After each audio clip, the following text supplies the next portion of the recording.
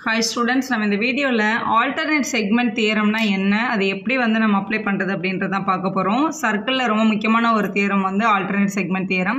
இப்போ அது என்ன அர்த்தம் அப்படின்னு முதல்ல சொல்றேன். இப்போ சர்க்கிள்ல ஒரு கார்டு நம்ம வரைஞ்சிருந்தோம் அப்படின்னா, இப்போ இது ஒரு கார்டு இந்த சர்க்கிள்க்கு.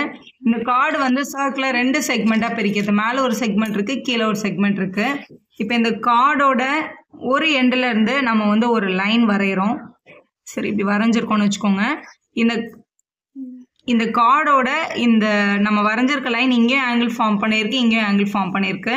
ஸோ இந்த ஆங்கிள் எதுக்கு ஈக்குவலாக இருக்கும் அப்படின்னா, இந்த ஆங்கிள் எந்த செக்மெண்ட் வெளியே வருதோ அது இல்லாமல் இன்னொரு செக்மெண்ட்ல இருக்க, அதாவது ஆல்டர்னேட் செக்மெண்ட்ல ஃபார்ம் ஆகுற ஒரு ஆங்கிளுக்கு அது கண்டிப்பாக ஈக்குவலாக இருக்கும் அப்படின்னு சொல்றது தான் ஆல்டர்னேட் செக்மெண்ட் தியரம். ஆக்சுவலாக இங்கே பாருங்க, இங்கே ஒரு ஆங்கிள் ஃபார்ம் ஆகும் இல்லையா, இந்த செக்மெண்ட்ல இருந்து இந்த கார்டும் இந்த லைனும் மேக் பண்ணியிருக்க இந்த ஆங்கிள் டெஃபினட்டா எதுக்கு ஈக்குவலா இருக்கும்னா, இந்த இன்னொரு செக்மெண்ட்ல ஃபார்ம் ஆகுற ஆங்கிளுக்கு டெஃபினட்டா ஈக்குவலா இருக்கும் அப்படின்னு சொல்றது ஆல்டர்னேட் செக்மெண்ட் தியரம். அதே மாதிரி நம்ம இந்த பக்கம் கூட சொல்ல முடியும். இந்த சைட்ல எடுக்கும்போது லைன் இப்படி வரும். இந்த செக்மெண்ட்ல இந்த லைனும் இந்த கார்டை நம்ம பேஸ் பண்ணி இப்படி ஆங்கிள் எடுத்தோம் அப்படின்னா, இந்த கார்டு யூஸ் பண்ணீங்களா இந்த கார்டு யூஸ் பண்றீங்களா, இப்போ இதை கார்டா யூஸ் பண்ணோம் அப்படின்னா இதுதான் நம்மளோட கார்டு.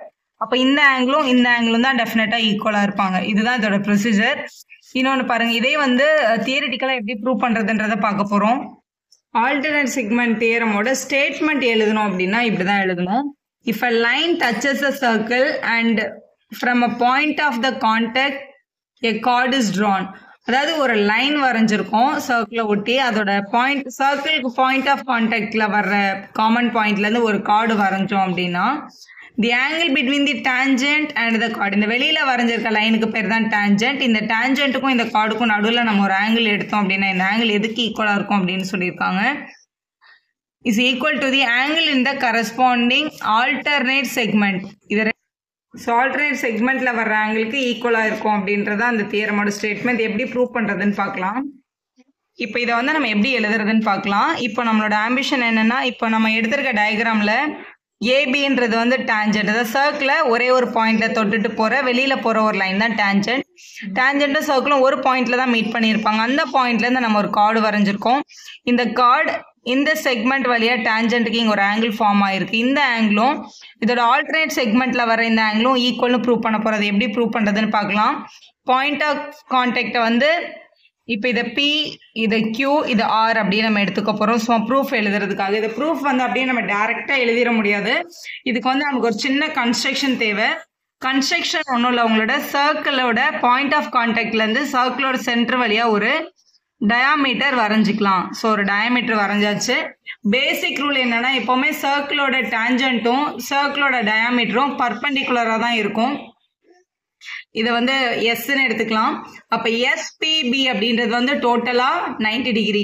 இந்த ஆங்கிள் இந்த இடத்துல ரெண்டா பிரேக் ஆயிருக்கு. ஸோ இதை ஆங்கிள் 1, இதை நம்ம ஆங்கிள் 2ன்னு எடுத்துக்கலாம். இப்போ இந்த ஆங்கிள் 1 ஆங்கிள் 2 ஆட் பண்ணா கண்டிப்பா நமக்கு என்ன தான் வரும், 90 தான் வரும்.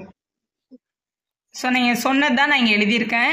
எஸ்பிபி 90 டிகிரின்றதுனால இந்த ஆங்கிள் 1 இந்த ஆங்கிள் 2 ஆட் பண்ணால் 90 தான் வரும். இந்த ஆங்கிள் 1ஓட பேர் தான் எஸ்பிக்யூ, இன்னொரு பேர் QPB அப்படின்னு எழுதியாச்சு. சரி, இப்போ இது மட்டும் வச்சு எப்படிமா ப்ரூவ் பண்ணுறது அப்படின்னா, நம்ம இன்னும் ஒரு சின்ன கன்ஸ்ட்ரக்ஷன் பண்ணிக்கலாம். இந்த எஸ்ஐயும் இந்த கியூவையும் இப்படி ஜாயின் பண்ணிக்கோங்க. ஸோ ஜாயின் பண்ணியாச்சு. நம்மளுக்கு ஆல்ரெடி நம்ம டயக்ராமில் பிஎஸ்ன்றது ஒரு டயாமீட்டர் தான். அப்போ இந்த ஆங்கிள், இந்த டோட்டல் ஆங்கிள் டெஃபினட்டாக 90 டிகிரி தான் இருக்கும். ஏன் அப்படின்னா ஆங்கிள்ஸ் இந்த செமி சர்க்கிள் 90 டிகிரி தான். இது டயாமீட்டர். அப்போ இது செமி சர்க்கிளில் ஃபார்ம் ஆயிருக்க ஆங்கிள் கண்டிப்பாக இந்த கியூ 90 டிகிரி தான் இருக்கும். அப்போ இந்த கியூ இல்லாமல் அதர் 2 ஆங்கிள்ஸ் என்னன்னு பார்த்தீங்கன்னா, இந்த எஸ்ன்ற ஆங்கிளும் இந்த 1ன்ற ஆங்கிளும் தான் இதோட அதர் ஆங்கிள்ஸ். அதாவது ஒரு ரைட் ஆங்கிள் ட்ரையாங்கிள் ஒரு ஆங்கிள் 90னா மற்ற 2 ஆங்கிளையும் ஆட் பண்ணாலும் கண்டிப்பாக என்ன தான் வரும், 90 தான் வரும். அப்போ இந்த ஆங்கிள் 1ம் இதை ஒரு ஆங்கிள் 3ன்னு எடுத்துக்கிறீங்கன்னு வச்சுக்கோங்களேன். ஆங்கிள் 1ம் ஆங்கிள் 3யும் கூட ஆட் பண்ணால் கண்டிப்பாக என்ன தான் கிடைக்கும், 90 தான் கிடைக்கும். நல்லா யோசிச்சு பாருங்க, 1ம் 2ம் 90 தான், 1ம் 3யும் 90 தான். அப்படி பார்த்தா ஆங்கிள் 2 ஆங்கிள் 3யும் கண்டிப்பா ஈக்குவலா தானே இருந்திருக்கும். சரி மேம், நம்ம ப்ரூவ் பண்ண வேண்டியது இது இல்லை, இதுதான். கண்டிப்பா ஒரு செக்மெண்ட்ல ஃபார்ம் ஆகுற எல்லா ஆங்கிள்ஸும் எப்பவுமே ஈக்குவலா தான் இருக்கும். அதனால ஆங்கிள் 2ம் இந்த ஆங்கிள் 6ம் கூட டெஃபினட்டா ஈக்குவல் அப்படின்றத நம்ம ப்ரூஃப்ல இப்போ எழுத போறோம். ஸோ இது எப்படி எழுதுறதுன்னு பாருங்க. ஸோ இப்போ நம்ம சொன்னது தான் நம்ம இங்கே எழுதியிருக்கோம். இந்த ட்ரையாங்கிளில் எஸ்கியூபின்றது வந்து இந்த கியூ வந்து 90 தான் இந்த ஆங்கிள் இந்த செமி சர்க்கிள். மற்ற ரெண்டு ஆங்கிளையும் ஆட் பண்ணாலும் கண்டிப்பாக 90 டிகிரி தான் வரும். இந்த ஆங்கிள் சம் 180 வர்றதுக்காக. ஸோ அதான் இங்கே எடுத்து எழுதியிருக்கேன். ஸோ நம்மளுக்கு ஈஸியாக அண்டர்ஸ்டாண்ட் ஆகிறதுக்காக நம்பர் எழுதியிருக்கோம். ஸோ 1 + 2 90ன்ற மாதிரி 1 + 3யும் 90 தான் அப்படின்னு எழுதியிருக்கோம். ஸோ இது ஃபர்ஸ்ட் ஈக்குவேஷன், இது ரெண்டாவது ஈக்குவேஷன். ஃப்ரம் 1 and 2 ஒரு ஈக்குவேஷனில் ரெண்டு லெஃப்ட் ஹேண்ட் சைடும் ஈக்குவலாக இருந்தால் ரெண்டு ரைட் ஹேண்ட் சைடு கூட ஈக்குவல் தான். இதோட right hand side angle 1 + angle 2, இவங்களோடது ஆங்கிள் 1 + ஆங்கிள் 3. ஸோ இவங்களோட ரெண்டு ரைட் சைடும் ஈக்குவல், இவங்க ரெண்டு லெஃப்ட் சைடும் ஈக்குவல் தான். இந்த ஆங்கிள் 1 இந்த ஆங்கிள் 1 என்ன பண்ணிக்கலாம், கட் பண்ணிக்கலாம். இல்லை இந்த ஆங்கிள் 1 அந்த பக்கம் போய் நெகட்டிவ் ஆச்சு கட் ஆச்சுன்னு கூட நம்ம சொல்லிக்கலாம். அப்போ ஆங்கிள் 2 = ஆங்கிள் 3 அப்படின்னு கிடைச்சிருக்கு. இப்போ டயக்ராம்ல பாருங்க, ஆங்கிள் இந்த சேம் செக்மெண்ட் ஆர் ஈக்குவல் அப்படின்ற ரூல் படி இந்த ஆங்கிள் ஆரும் கண்டிப்பா ஆங்கிள் 3ஆ தான் இருக்க முடியும். எப்பவுமே ஒரு சர்க்கிள் இருந்தது அப்படின்னா ஒரு கார்டு நம்ம வரைஞ்சிருக்கோம். இந்த கார்டுல இருந்து நீங்க எத்தனை ஆங்கிள் ஃபார்ம் பண்ணாலும் அவங்க எல்லாரோட ஆங்கிளும் ஒரே மாதிரி தான் இருக்கும். ஆங்கிள் இந்த சேம் செக்மெண்ட் ஆர் ஈக்குவல் அப்படின்ற பேசிக் ரூல் படி அவங்க ரெண்டு பேரும் ஈக்குவல். அப்போ வந்து இங்க ஃபார்ம் பண்ண இந்த ஆங்கிள் 2வும் இந்த ஆங்கிள் 3யும் கூட டெஃபினட்டா ஈக்குவல் தான். இதுதான் உங்களோட ஆல்டர்னேட் செக்மெண்ட் தியரம் சொல்லுது. Angle 2 angle 3 equal. ஸோ இந்த ரெண்டு ஆங்கிள் ஈக்குவல்னு எழுதியாச்சு. ஸோ சேம் செக்மெண்ட்ல இருக்க ஆங்கிள் படி நம்ம ப்ரூவ் பண்ண வேண்டிய இந்த ரெண்டு ஆங்கிள்ஸும் ஈக்குவல் அப்படின்னு எழுதி ப்ரூஃபை கம்ப்ளீட் பண்ணிக்கலாம். இப்போ இதே மாதிரி இப்போ இங்க பாருங்களேன், இது டான்ஜென்ட், இது கார்டு. இந்த பக்கம் இருக்கிற செக்மெண்ட்ல ஆங்கிள் ஃபார்ம் பண்ணியிருந்தோம் அப்படின்னா இதோட ஆல்டர்னேட் செக்மெண்ட்ல ஃபார்ம் ஆகுற இந்த ஆங்கிள் ஈக்குவலா இருக்கும் அப்படின்னு நம்மளால கண்டிப்பா சொல்ல முடியும். நம்ம முதல்ல இந்த சைடு ஆங்கிள் ஃபார்ம் பண்ணிட்டு இந்த செக்மெண்ட்ல ஆங்கிள் எடுத்திருந்தோம். இப்போ வந்து மேஜர் செக்மெண்ட்டுக்கு வெளியில ஆங்கிள் எடுத்துட்டு மைனர் செக்மெண்ட்டுக்கு உள்ள ஆங்கிள் எடுத்தாலும் அது கண்டிப்பா ஈக்குவலா தான் இருக்கும் அப்படின்னு ப்ரூவ் பண்ண போறோம். இதை ப்ரூவ் பண்றதுக்கு இங்க பாருங்க, இதுல எக்ஸ்ட்ரா ஒரே ஒரு கன்ஸ்ட்ரக்ஷன் வரைஞ்சிக்கலாம்.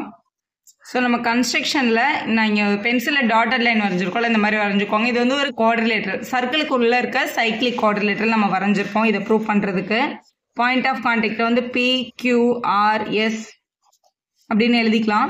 இப்போ ப்ரூவிங் பாருங்களேன், பேசிக்கா ஒரு ஸ்ட்ரெயிட் லைன் இருந்ததுன்னா அதுக்கு இந்த பக்கம் ஒரு ஆங்கிளும் இந்த பக்கம் ஒரு ஆங்கிளும் ஆட் பண்ணா கண்டிப்பா 180 டிகிரி தான் வரும். அப்படி பார்க்கும்போது இந்த APR அப்படின்றத ஆங்கிள் 1ன்னு எடுத்தோம் அப்படின்னா இந்த ரிமைனிங் இருக்கிற இந்த ஆங்கிள் வந்து நம்ம ஆங்கிள் 2ன்னு எடுத்துக்கலாம் மொத்தமா. அப்ப ஆங்கிள் 1 + ஆங்கிள் 2 வந்து டெஃபினட்டா 180 டிகிரி தான். இதோட ரீசன் என்னன்னா இவங்க வந்து லீனியர் பேர்ஸ், ஒரே ஸ்ட்ரெயிட் லைன் மேல இருக்கிறதுனால அவங்க பேரு லீனியர் பேர், அவங்க ரெண்டு பேரும் 180 தான் இருப்பாங்கன்னு சொல்லிட முடியும் கண்டிப்பா. அதே மாதிரி இந்த PQRS அப்படின்றது வந்து ஒரு சைக்கிளிக் குவாட்ரிலேட்டரல். சைக்கிளிக் குவாட்ரிலேட்டரோட ஆப்போசிட் ஆங்கிள்ஸ் வந்து எப்பவுமே ஈக்குவலா ஆட் பண்ணா 180 தான் வரும். ஸோ சப்போஸ் இந்த ஆங்கிள் வந்து ஒரு 3 அப்படின்னா இந்த ஆங்கிள் வந்து ஒரு 4ன்னு எடுத்துக்கலாமா. 3யும் 4ம் ஆட் பண்ணா கூட டெஃபினட்டா என்னதான் கிடைக்கும், 180 டிகிரி தான் கிடைக்கும். ரீசன் என்னன்னா சைக்கிளிக் குவாட்ரிலேட்டரோட ஆப்போசிட் ஆங்கிள்ஸ் ஆர் சப்ளிமெண்டரி அப்படின்றது தான் அதோட ரூல். ஸோ இதான் அதோட ரீசன். இப்போ பாருங்க இன்னொரு ப்ரூஃப். ஆல்ரெடி நம்ம ஃபர்ஸ்ட் தியரம்ல ப்ரூவ் பண்ணியிருக்கிறது இந்த ஆங்கிள், இந்த ஆல்டர்னேட் செக்மெண்ட்ல வர்ற இந்த ஆங்கிள் 2வும் இந்த ஆங்கிள் 4ம் டெஃபினட்டா இப்படிதான் இருக்கும், ஈக்குவலா தான் இருக்கும். Angle 2 = angle 4. நம்ம அதை தான் முதல் ப்ரூஃப்ல ப்ரூவ் பண்ணியிருக்கோம். அப்ப இந்த 2ம் 4ம் டெஃபினட்டா ஈக்குவல் தான். ஃப்ரம் 1 and 2 ரெண்டு பேரும் 180க்கு ஈக்குவல் அப்படின்றதுனால ஆங்கிள் 1 + ஆங்கிள் 2ஓட வேல்யூ ஆங்கிள் 3 + 4க்கு ஈக்குவலா இருக்கும் நம்ம சொல்லிடலாம். ஆங்கிள் 2ம் 4ம் ஈக்குவல்ன்றதுனால அவங்களை நம்ம என்ன பண்ணிக்கலாம், கேன்சல் பண்ணிக்கலாம். அப்ப டெஃபினட்டா ஆங்கிள் 1ம் ஆங்கிள் 3ம் ஈக்குவல் தான். ஆங்கிள் 1ம் 3ம் தான் ஆல்டர்னேட் செக்மெண்ட்ல வர்ற ஆங்கிள்ஸா இருக்கு. ஸோ இந்த ஆங்கிளும் ஈக்குவலா இருக்கு. ஸோ ஆல்டர்னேட் செக்மெண்ட்ல வர ஆங்கிள்ஸ் எப்பவுமே ஈக்குவல் தான்ன்றது ப்ரூவ் ஆகுது. வீடியோ யூஸ்ஃபுல்லா இருந்தால் ஒரு லைக் போடுங்க, ஃப்ரெண்ட்ஸ்க்கும் ஷேர் பண்ணுங்க. Subscribe channel for more videos.